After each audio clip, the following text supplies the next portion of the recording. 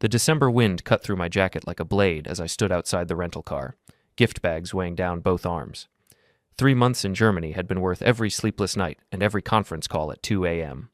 The software architecture project was finally complete, the client was happy, and my bank account was significantly healthier. More importantly, I was home for Christmas. I hadn't told Sarah I was coming back early. The original plan had me flying in on Christmas Eve, but I'd managed to wrap everything up 3 days ahead of schedule. The surprise would be perfect. Her parents loved grand gestures, and showing up unannounced with expensive gifts would earn me serious points with the in-laws. The Hendersons' house glowed with warm light, every window draped in tasteful white Christmas lights. Cars lined the circular driveway. Apparently the family Christmas party was already in full swing. Perfect timing. I could make my entrance, play the devoted husband returning from his business trip, and watch Sarah's face light up. I fumbled for my keys, then remembered Sarah had mentioned her parents changed the locks after the break-in scare last month. No problem. I knew where they kept the spare key, hidden behind the fake rock near the rose bushes. Some things never changed in suburbia. The front door opened silently. Warm air rushed out, carrying the scent of cinnamon and pine. Voices drifted from the living room, Sarah's laugh, her mother's distinctive giggle, and several others I couldn't immediately identify. I set the bags down quietly in the foyer, planning to surprise them all at once. That's when I heard it. "I'm 3 weeks pregnant," Sarah's voice rang out, crystal clear and absolutely delighted. "And yes, it's my boss's baby. I'm actually happy about it. I've never felt this sure about anything in my life." The world tilted sideways. I stood frozen in the marble foyer, gift bags at my feet, listening to my wife of 7 years confess to carrying another man's child. The conversation continued, but the words became white noise. Her mother's shocked gasp, someone asking if she was sure. Sarah's breathless confirmation that yes, she was certain, and no, her husband had no idea. My legs moved without conscious thought, backing me toward the door. My hands found the bags, lifted them silently, and carried them back to the rental car. I drove for 2 hours without destination, finally stopping at a roadside motel that smelled like disinfectant and broken dreams. The room was small and clean enough. I sat on the edge of the bed, staring at the gift bags like evidence from a crime scene. The perfume I'd bought her in Munich, the bracelet from that little shop in Berlin, the chocolate for her mother, the whiskey for her father, all of it meaningless now. I pulled out my phone and scrolled through our text messages from the past 3 months. Her sweet good morning texts, her complaints about missing me, her updates about work and family. All lies, apparently. Or at least not the whole truth. The boss she'd mentioned, Richard Blackwood, senior partner at Morrison, Blackwood and Associates. I'd met him at the firm's summer barbecue, tall, confident, the kind of man who wore expensive suits like armor and treated everyone else like they were auditioning for his approval. Sarah had laughed at his jokes a little too loudly that day, but I'd dismissed it as professional courtesy. How long had this been going on? How many of those late nights at the office were actually spent in hotel rooms? How many of her friends knew? How many people had been looking at me with pity while I worked 16-hour days in another country, believing I was building a future for my wife and myself? Sleep didn't come easily. When it finally did, it was filled with dreams of laughter and whispered confessions, of gift bags that turned to ash in my hands. I woke up with a plan. The next morning, I called Sarah from the motel parking lot. My voice sounded normal in my own ears. Tired from travel, but normal. "Honey?" Her voice was bright, cheerful, with no trace of guilt. "How's Frankfurt? Are you still on track to come home on Christmas Eve?" "Actually, I might be able to wrap things up a day or two early," I said, watching a family load suitcases into their minivan. "The client is happy with the preliminary results. I'm hoping to surprise you." "That would be wonderful. I miss you so much. The house feels empty without you." The lie came so easily to her. I wondered if she was alone, or if Richard was there, listening to her performance. "How are things at the firm? Still working those long hours?" A brief pause. "You know how it is during the holidays. Everyone wants their cases wrapped up before the new year. Richard has us all pulling double shifts." "Richard." She said his name like it meant nothing, like he hadn't been inside her 3 weeks ago, creating the child she was apparently thrilled to be carrying. "Well, don't work too hard. I want you rested when I get back." "I will. I love you, David." "Love you too?" The call ended. I sat in the parking lot for another 10 minutes, processing the conversation. She was good at this. Really good. If I hadn't overheard her confession, I would never have suspected anything, but I had heard it, and now I needed to figure out what to do about it. I drove back to our house. My house, technically, since I'd bought it before we married and never added her name to the deed. A small mercy I hadn't thought much about until now. The spare key was still hidden under the fake rock by the front steps. Another thing that hadn't changed. Inside, everything looked normal. Sarah's coffee cup in the sink from that morning. Her laptop closed on the kitchen counter. Mail stacked neatly on the hall table. But now I was looking with different eyes, searching for evidence of the affair I knew was happening. It didn't take long to find it. In her nightstand drawer, underneath a stack of magazines, was a second phone. A cheap, prepaid model that definitely wasn't her usual iPhone. The message history was a goldmine of information I wasn't sure I wanted to read, but couldn't stop myself from consuming. 3 months of messages. Starting just after I'd left for Germany. Richard's messages were confident, demanding. Sarah's responses were eager, submissive in a way that made my stomach turn. They had pet names for each other, inside jokes. Detailed descriptions of encounters that had happened in our bed, in his office, in hotel rooms across the city. The most recent message was from yesterday. Can't wait to tell everyone about the baby. This changes everything. Sarah's response, I know, I'm scared but excited. David will never suspect. I photographed everything with my own phone, then put the burner back exactly where I'd found it. Evidence collected. Now I needed a plan for what to do with it. My first instinct was confrontation. Storm into her office, throw the phone on her desk, demand answers and apologies. But that would give her time to prepare, to spin the story, to make me the villain somehow. I'd seen Sarah talk her way out of trouble before. She was a paralegal for a reason. She understood how to manipulate facts and emotions to create the narrative she wanted. No, confrontation wasn't the answer. At least not yet. I called my lawyer instead. Marcus Chen had handled the house purchase and our wills. He was discreet, thorough, and had no love for cheating spouses after his own messy divorce 3 years earlier. David, good to hear from you. How's Germany treating you? Actually, I'm back in town. Marcus, I need to see you, today, if possible. It's about Sarah. The tone of my voice must have conveyed the seriousness of the situation. Of course. Can you be here in an hour? Marcus's office was downtown, in one of those glass towers that made everything look important and expensive. He listened without interruption as I told him about the overheard conversation and the burner phone. When I finished, he leaned back in his leather chair and steepled his fingers. First question. Do you want to try to save the marriage? She's pregnant with another man's child, Marcus. She's been lying to me for months. What exactly would I be saving? He nodded. Fair enough. Second question. How do you want to handle this? Quiet divorce, or do you want to make some noise? I thought about Sarah's delighted confession, about Richard's smug confidence, about all the people who probably knew and said nothing while I worked myself to exhaustion in another country. I want them to face consequences. Both of them. Marcus smiled. It wasn't a pleasant expression. Then we need to be very careful about how we proceed. Richard Blackwood isn't just Sarah's boss. He's a senior partner at one of the city's most prestigious law firms. He has resources and connections, but he also has vulnerabilities. What kind of vulnerabilities? The kind that come with sleeping with subordinates and potentially using his position to coerce sexual relationships. The kind that law firms take very seriously when they become public knowledge. I felt something cold and sharp settle in my chest. Not quite anger, not quite satisfaction. Something harder and more focused. What do you need from me? More evidence, documentation, witnesses if possible. And most importantly, we need to make sure everything we do is completely legal. Richard will try to destroy you if he gets the chance. We can't give him any ammunition. I left Marcus's office with a list of tasks and a timeline. Phase 1 was information gathering, Phase 2 was documentation, Phase 3 was execution. Sarah had no idea what was coming. The next 2 weeks were the strangest of my life. I played the role of loving husband while systematically documenting my wife's affair. I came home from Germany on schedule, bearing gifts and stories about my successful project. Sarah welcomed me back with enthusiasm that might have been genuine if I didn't know about Richard. She was good at compartmentalizing. During the day, she was the perfect wife, cooking my favorite meals, asking about my work, making plans for the holidays. At night, she was responsive and affectionate in bed. If I hadn't heard her confession, I might never have suspected anything, but I had heard it. And now I was watching her performance with clinical detachment, cataloging every lie and misdirection.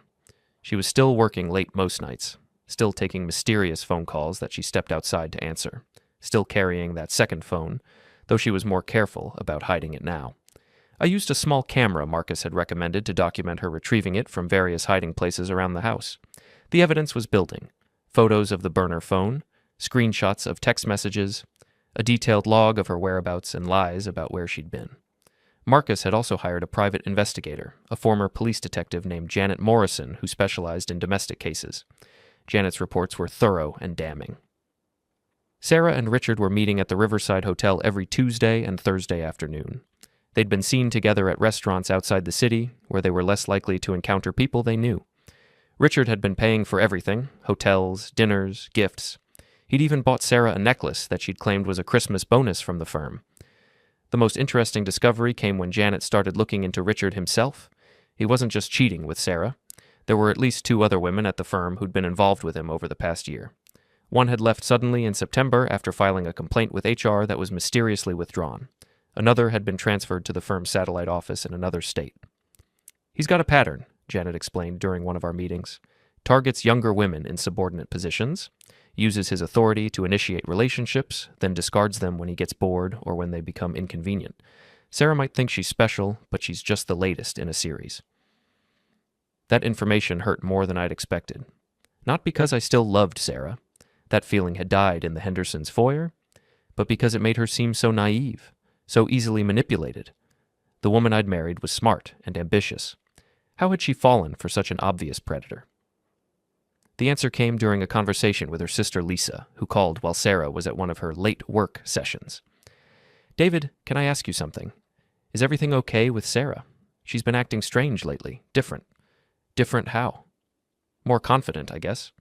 Like she's got a secret that makes her feel superior to everyone else, and she's been asking weird questions about divorce laws and prenups.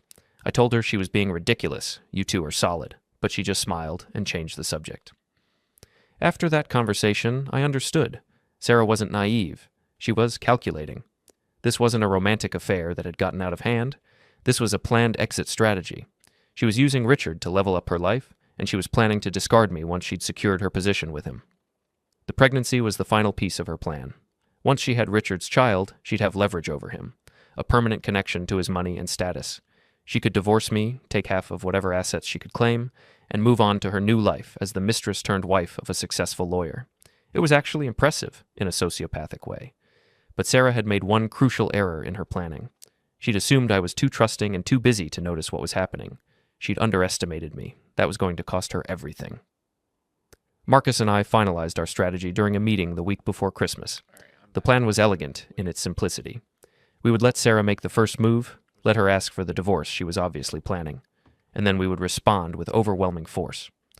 "The key is timing," Marcus explained. "We wait until she's committed to her course of action. Then we hit them both with everything at once. The affair documentation goes to the law firm's ethics board. The evidence of Richard's pattern of behavior goes to the State Bar Association. And Sarah gets divorce papers that leave her with exactly what she brought to the marriage: nothing." "What about the baby?" "Not your problem. She can work out child support with Richard, assuming he still has a career after this comes out." I felt that cold, sharp feeling in my chest again. It was growing stronger, more focused. I was beginning to understand why people talked about revenge being a dish best served cold. The waiting, the planning, the careful documentation, it all made the eventual payoff more satisfying. Sarah had chosen her path. Now she was going to live with the consequences. The opportunity came sooner than expected. Sarah approached me 3 days before Christmas while I was wrapping presents in the living room. "David, we need to talk." Her tone was serious, rehearsed. This was it, the conversation she'd been planning for weeks. "Sure, what's on your mind?" She sat down across from me, hands folded in her lap. "I've been doing some thinking while you were away. About us, about our marriage, about what I want for the future." I kept rapping, not looking up. "Okay. I think we've grown apart. We want different things. You're always traveling for work, and I'm building my career at the firm. We barely see each other anymore." "Is this going somewhere specific, Sarah?" She took a breath. "I think we should consider separation. Maybe divorce. I know it's not what either of us planned, but I think it might be best for both of us." I set down the roll of wrapping paper and looked at her directly. "Is there someone else?" The question caught her off guard. She'd probably planned for anger, for pleading, for attempts to save the marriage. She hadn't expected calm, direct questioning. No. This isn't about someone else. This is about us." "Are you sure? Because if there's someone else, I'd rather know now than find out later." "David, I swear to you, this is just about us growing apart." I nodded slowly. "Okay, if that's what you want, I won't fight you on it. We can call Marcus after the holidays and start the paperwork. She blinked, clearly surprised by how easily I was accepting this. Really? You're not going to try to talk me out of it? Sarah, if you're not happy, then staying married isn't good for either of us. I want you to be happy. Relief flooded her face. Thank you for understanding. I was afraid this would be much harder. No point in making things harder than they need to be. She leaned forward and kissed my cheek. You're a good man, David. I hope we can still be friends after this is all settled. Of course. That night, she went to bed early, claiming exhaustion. I stayed up late, making phone calls, to Marcus, to Janet, to a contact at the State Bar Association that Marcus had connected me with. Everything was in motion now. Sarah had made her choice, publicly and clearly. Now it was time for the consequences. The next morning, I called in sick to work and spent the day making final preparations. Marcus filed the divorce papers, but we held off on serving them. Janet delivered her complete report, including photographs and witness statements. The contact at the State Bar Association confirmed they were ready to open an investigation into Richard's conduct as soon as we provided the evidence. Everything was ready. We just needed the right moment for maximum impact. That moment came on Christmas Eve at the Henderson family party. The Henderson family Christmas party was an annual tradition that Sarah took very seriously. Her parents spared no expense. Catered food, professional decorations, an open bar that would make a country club jealous. The guest list included extended family, family friends, and several of Sarah's colleagues from the law firm, including Richard Blackwood. I arrived fashionably late, carrying a bottle of expensive wine and wearing my best suit. Sarah was already there, radiant in a red dress that probably cost more than most people's rent. She was holding court near the fireplace, surrounded by her cousins and their wives, telling some story that had them all laughing. Richard was across the room, talking to Sarah's father about golf. He looked every inch the successful lawyer. Perfectly tailored suit, confident posture, the kind of smile that suggested he owned everything he was looking at. Neither of them seemed particularly concerned about my presence. Why would they be? As far as they knew, I was the oblivious husband who'd accepted his wife's request for divorce without question. I was no threat to their carefully laid plans. That was about to change. David, Sarah's mother, Patricia, swept over to greet me with air kisses and the scent of expensive perfume. So good to see you. Sarah told us about your decision to separate. I'm so sorry, dear. These things happen. Thank you, Patricia. I appreciate your understanding. Of course. We'll always think of you as family. The condescension in her voice was subtle but unmistakable. Poor David. Too boring to keep his exciting wife interested. It was probably for the best that Sarah was moving on to someone more suitable. I made my way around the room, accepting sympathy and well wishes from people who clearly thought they knew the whole story. Sarah's cousin Jennifer was particularly effusive in her support. I think you're handling this so maturely, David. Not every man would be so understanding about Sarah's situation. Her situation? Jennifer's eyes widened slightly, as if she'd said something she shouldn't have. I just meant the divorce. It must be difficult. But her expression suggested she meant something else entirely, something she assumed I already knew about. I excused myself and found a quiet corner where I could observe the room. Sarah and Richard were being careful not to interact too obviously, but there were subtle signs of their relationship. The way his eyes followed her when she moved, the way she positioned herself so she could see him without appearing to look, the brief smile they exchanged when they thought no one was watching. Several of Sarah's colleagues from the firm were there, and I noticed they kept glancing between Sarah and Richard, with expressions that ranged from knowing to disapproving. This affair wasn't as secret as they thought it was. Half the room probably knew what was going on, which made my next move even more satisfying. I waited until after dinner, when everyone was gathered in the living room with drinks and dessert. Patricia was in the middle of a toast about family and new beginnings when I stood up. If I could say something, I announced, my voice carrying clearly across the room. I know this is unusual, but I have something I'd like to share with everyone. Sarah looked surprised, but not alarmed. She probably thought I was going to make some gracious speech about our amicable separation and mutual respect. As most of you know, Sarah and I have decided to divorce. What you might not know is the reason for that decision. Now Sarah looked concerned. Richard had gone very still, his glass halfway to his lips. 3 weeks ago, I came home early from my business trip. I wanted to surprise Sarah by showing up to this party unexpectedly. Instead, I overheard her telling someone that she was 3 weeks pregnant with her boss's baby. The silence in the room was absolute. You could have heard a pin drop on the Persian rug. At first, I was devastated. But then I realized this was actually a blessing. Better to find out now than after the child was born. Better to know the truth than to live a lie. Sarah had gone white. Richard was staring at me with an expression of pure hatred. So I want to thank Sarah for being honest about her feelings, even if she wasn't honest with me directly. And I want to thank Richard Blackwood for showing me exactly what kind of woman I married. Patricia Henderson dropped her wine glass. The sound of crystal shattering on the hardwood floor seemed to break the spell of silence that had fallen over the room. David, what are you saying? Patricia's voice was barely a whisper. I'm saying your daughter has been having an affair with her married boss for the past 3 months. I'm saying she's carrying his child. And I'm saying that's why she asked me for a divorce. Not because we grew apart, but because she wanted to upgrade to a richer man. The explosion of voices that followed was everything I'd hoped for. Sarah's family members shouting questions and accusations. Richard's wife, who I hadn't noticed was there until she started screaming at him, demanding explanations. Several of the law firm colleagues backing away from both Sarah and Richard as if they had a contagious disease. In the center of it all, Sarah was trying to deny everything while simultaneously looking like she wanted to disappear into the floor. Richard was attempting to leave, but his wife was blocking his path, still screaming about lies and betrayal, and how she'd suspected something was wrong. I stood in the eye of the storm, calm and satisfied, watching my wife's carefully constructed plans crumble in real time. Sarah finally managed to push through the crowd to reach me. Her face was streaked with tears, her perfect makeup ruined. "How could you do this?" she hissed. "How could you humiliate me like this in front of my family?" "I didn't humiliate you, Sarah. You did that all by yourself. I just made sure everyone knew the truth." "You bastard! You vindictive bastard!" "Probably, but I'm not a liar and I'm not a cheater. That makes me better than you."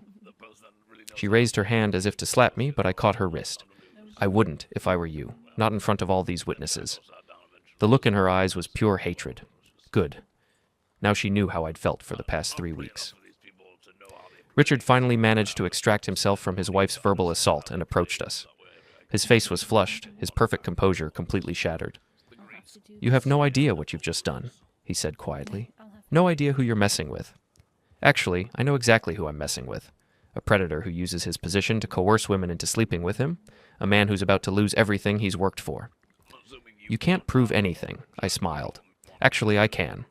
And tomorrow, the State Bar Association is going to get a very detailed report about your conduct with female employees, including photos, text messages, and witness statements from at least 3 women you've victimized." The color drained from his face. "You're bluffing." "Am I?" Ask Jennifer Martinez why she really left the firm in September.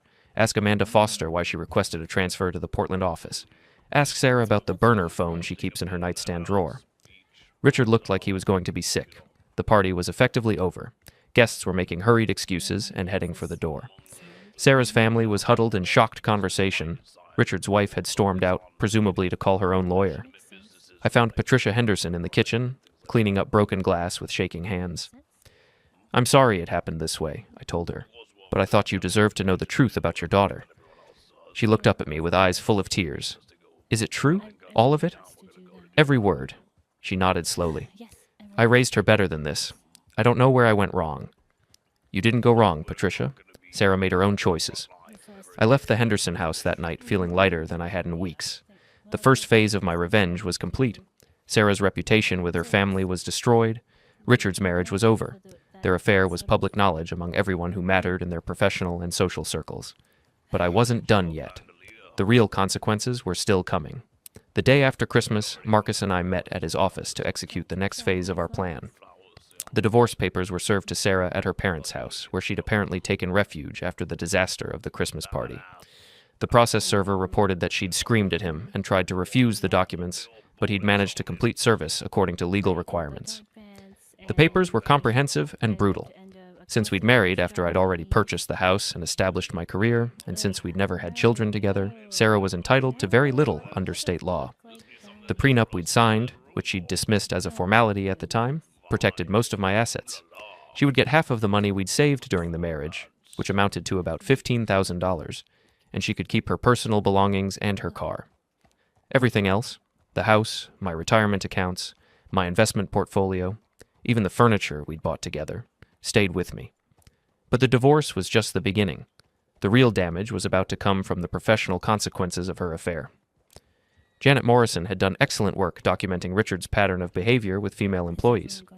The report she'd compiled was 47 pages long and included testimony from 5 different women who'd been subjected to his advances over the past 3 years.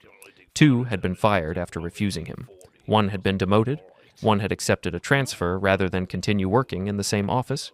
And Sarah had been promoted twice in the past year, despite having less experience than several other candidates. The State Bar Association took the report very seriously. Within 48 hours of receiving it, they'd opened a formal investigation into Richard's conduct. The law firm, faced with potential liability for enabling a hostile work environment, immediately suspended Richard pending the outcome of the investigation. The local legal community was small and gossipy. Within a week, everyone knew why Richard had been suspended. His reputation was destroyed. Other firms wouldn't touch him. Clients were requesting new representation. His wife had filed for divorce and was seeking half of everything he owned, plus substantial alimony. Sarah, meanwhile, was facing her own professional consequences. The firm couldn't fire her for being pregnant, but they could certainly make her life difficult. Her access to important cases was revoked. Her office was moved to a smaller space in the basement. Her colleagues, many of whom had lost respect for her after the affair became public, stopped including her in meetings and social events. She tried to fight back, of course. She called me repeatedly, alternating between threats and pleas for mercy.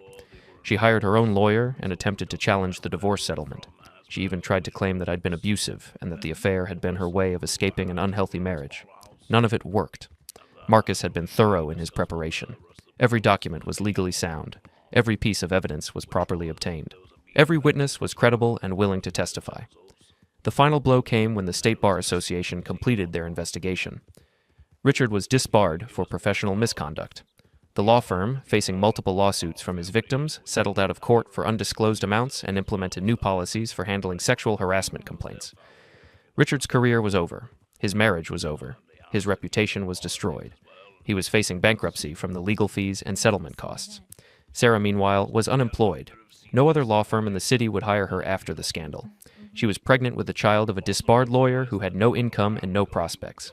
Her family had largely cut her off after the humiliation of the Christmas party. Her friends had abandoned her when the affair became public knowledge. Sarah's belly was swollen under a thrift store maternity dress when I spotted her in the courthouse corridor. The fluorescent lights made her skin look sallow, her eyes ringed with exhaustion. She leaned against the wall for support, one hand cradling the weight of the baby that wasn't mine. Her public defender, a harried young woman clutching a battered briefcase, stood awkwardly nearby, pretending to review files. The judge had just signed our divorce decree 20 minutes earlier. No fault, clean split. I kept the house, she'd never wanted the mortgage anyway, the 401k, and the dog. She kept her clothes, her car note, and the consequences. She saw me and pushed off the wall, waddling over with the careful gait of someone 7 months along. "David," she said, voice cracking. "Please, just 5 minutes." I stopped. Around us, strangers shuffled past, bailiffs, attorneys, other broken couples waiting their turn under the gavel. "I heard about Richard," I said flatly. Her face crumpled. "He lost everything in the divorce. His wife took the house, the savings, even the boat. He's stocking shelves at night to pay rent on a studio in Oakwood. He can't give me a dime, David. Not child support, not even help with diapers." "That's rough," I said. "But you knew he was married when you started." "I know." Tears welled. "I know I destroyed everything. I know I hurt you worse than anyone ever should. But this baby? I'm terrified. I'm living in Mom's spare room. I lost my job when they found out I was pregnant. I have nothing." She reached for my arm. I stepped back. "I'm begging you," she whispered. "A loan. Anything. I'll pay you back. I just need to get through the first year." I studied her. The woman who once planned destination weddings with me, who laughed at my terrible cooking, who promised forever in front of 200 guests. That woman had vanished somewhere between late-night texts with Richard and the day she packed her suitcase while I was at work. "You want me to finance the life you chose over ours?" "Not forever, just until I'm on my feet." "No." The public defender cleared her throat, sensing the conversation wasn't going her way either. Sarah's voice rose, desperate. "You're doing well. You kept the house. You got the promotion last month. I saw on LinkedIn. You can afford to help?" "I can afford to," I agreed. "But I won't." Her tears spilled over. "How can you be so cold?" "I'm not cold, Sarah. I'm clear. There's a difference." I started to walk away. She called after me, voice echoing down the marble hallway. "I said I was sorry. I've lost everything. Isn't that enough punishment?" I turned back one last time. Punishment? This isn't about punishment. It's about boundaries. You drew the line when you decided our marriage was disposable. I'm just standing on the other side of it. Her sobs followed me to the elevator. I didn't flinch. Outside, winter sunlight glinted off the courthouse steps. I breathed in cold air that tasted like freedom. 6 months later, I heard updates through mutual friends who still felt obligated to report. Sarah delivered a healthy boy in March. Richard showed up drunk to the hospital, made a scene in the maternity ward, then disappeared again. He missed the paternity hearing. The judge ordered wage garnishment on paychecks that barely existed. Sarah moved into subsidized housing. She worked part-time at a coffee shop, pushing a stroller to the bus stop at 5 a.m. for the early shift. Her mother watched the baby when she could. Some nights, apparently, she sat alone in a cramped apartment, scrolling through old photos of our life together. Vacations in Napa, the dog's first Christmas, the house we'd painted room by room. Friends said she cried when she saw my new profile picture. Me standing on a beach in Costa Rica with a woman whose smile looked genuine. I didn't block her on social media. I didn't need to. The distance between us was measured in more than miles. One evening in July, my doorbell rang unexpectedly. I opened it to find Sarah on the porch, thinner than before, hair pulled back in a tired ponytail. The baby, 4 months old now, was asleep in a carrier against her chest. I didn't come to ask for money, she said quickly, reading my expression. Then why are you here? I start nursing school in the fall. Financial aid, scholarships, night classes. It's going to be brutal, but I'm doing it. I just wanted you to know I'm trying to fix things. For him. She glanced down at the sleeping infant. I nodded. Good. She shifted the carrier's weight. I rehearse apologies in my head every day. I know none of them are enough. But I am sorry, David. For all of it. I believe you. Silence stretched between us, filled with cicadas and distant traffic. I forgave you a long time ago, I said finally. Not for your sake, for mine. Holding on to anger was heavier than letting go. Her eyes filled again. Thank you for that. But forgiveness doesn't mean trust, and it doesn't mean I owe you anything. I know. She turned to leave, then paused. Do you ever think about what might have been? Sometimes, I admitted, but not the way you think. I think about how close I came to staying with someone who didn't value me, and I'm grateful I got out. Sarah nodded slowly, absorbing the blow. At the bottom of the steps, she looked back one last time. You deserved better than what I gave you. Yes, I said. I did. She walked to her dented Civic, secured the baby in the car seat, and drove away. I closed the door, poured a glass of wine, and stepped onto the back deck. The same deck where we'd hosted engagement parties, birthday barbecues, lazy Sunday mornings with coffee and newspapers. The house felt different now, lighter. I'd repainted the bedroom, replaced the mattress, planted new flowers along the walk. Every change a quiet declaration. This is mine now. My phone buzzed.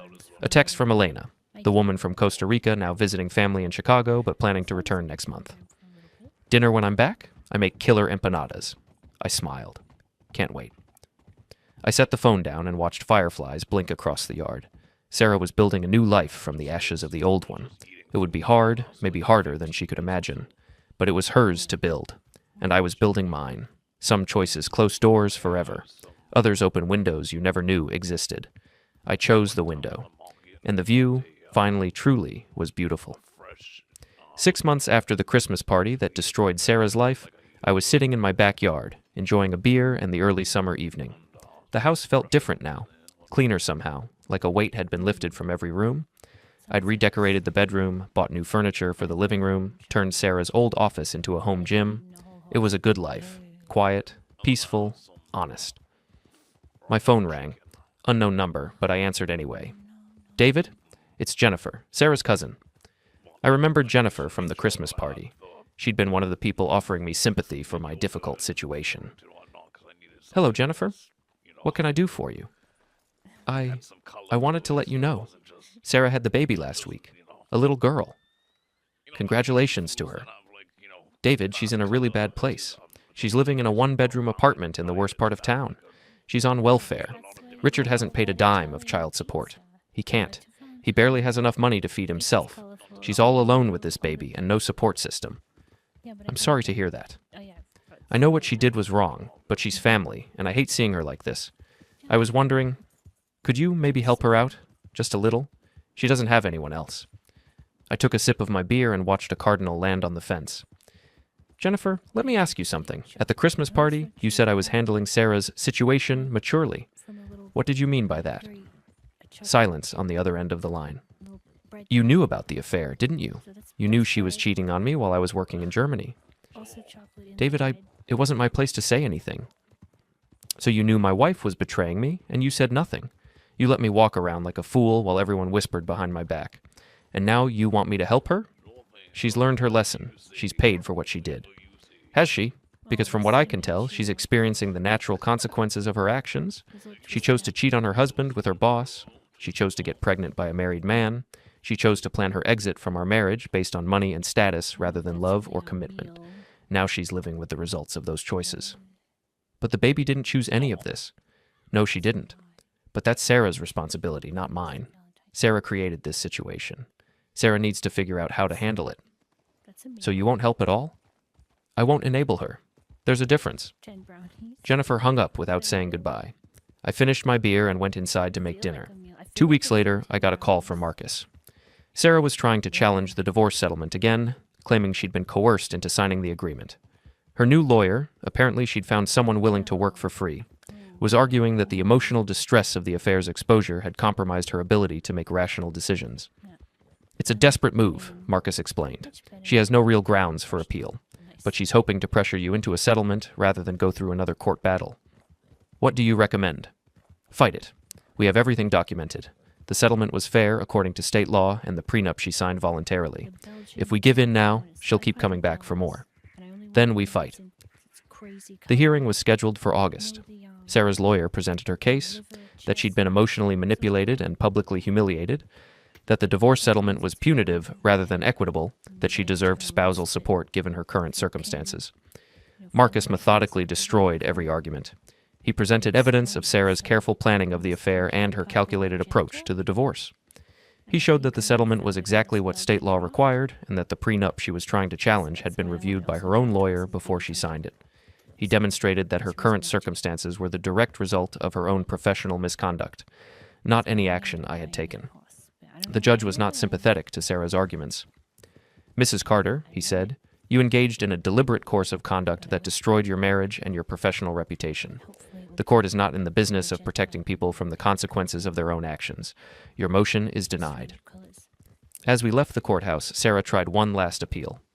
David, please, I know you hate me, but I'm desperate. I can't take care of Emma on my own. I'm barely surviving. You should have thought about that before you decided to blow up your life for a man who was never going to leave his wife for you. I was stupid. I was selfish. I know that now. But I'm begging you, not for me, but for an innocent child who doesn't deserve to suffer because of my mistakes. You're right. Emma doesn't deserve to suffer, but that's your job to fix, not mine. You're her mother. Figure it out. How? I can't get a job anywhere in this city. No one will hire me. I have no money, no family support, no options. Then maybe you should consider moving somewhere else, starting over. There are other cities, other opportunities. But whatever you do, you'll be doing it without my help. She stared at me for a long moment, and I could see the exact moment when she finally understood that I was never going to save her, that the man she'd betrayed was gone forever, replaced by someone harder and less forgiving. I loved you, she said quietly. I know you don't believe that, but I did love you. I thought I could have both. I thought I could keep you as my safety net while I explored something more exciting. That wasn't love, Sarah. That was selfishness. If you'd loved me, you would have talked to me about whatever was missing in our marriage. You would have given us a chance to fix things. Instead, you decided to lie and cheat and plan your exit strategy while I was working to build our future. I know I was wrong. But David, I'm scared. I don't know how to do this alone. For just a moment, I felt an echo of the sympathy I'd once felt for her. But it passed quickly, replaced by the memory of her delighted confession about carrying another man's child. You should have thought about that 3 weeks before you decided to get pregnant by your boss. I walked away from her for the final time, leaving her standing alone in the courthouse parking lot with her baby and her regrets. That night, I called my sister in California.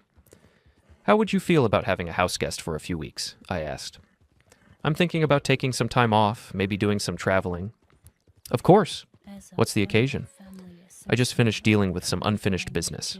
Now I'm ready to start the next chapter. 3 days later, I was on a plane to San Diego, leaving behind the wreckage of my marriage and the woman who had destroyed it. I felt no guilt, no regret, no lingering sadness. Sarah had made her choices. She'd gambled everything on a man who was never worthy of the risk, and she'd lost. Now she was living with the consequences of that gamble, just as I was living with the consequences of my response to her betrayal. The difference was that my consequences were freedom, peace, and the satisfaction of justice served. Hers were poverty, isolation, and the knowledge that she'd thrown away a good life for a fantasy that had never been real. As the plane lifted off, I opened a book and began to read. Behind me, the city grew smaller and smaller until it disappeared entirely. Somewhere down there, Sarah was struggling to feed her baby and wondering how her carefully laid plans had gone so wrong. I didn't think about her again for the rest of the flight.